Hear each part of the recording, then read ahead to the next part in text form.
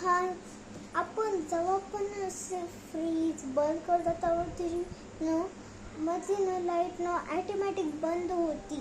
मग नंतर आपण बघूयात की ती लाईट कशी बंद होती.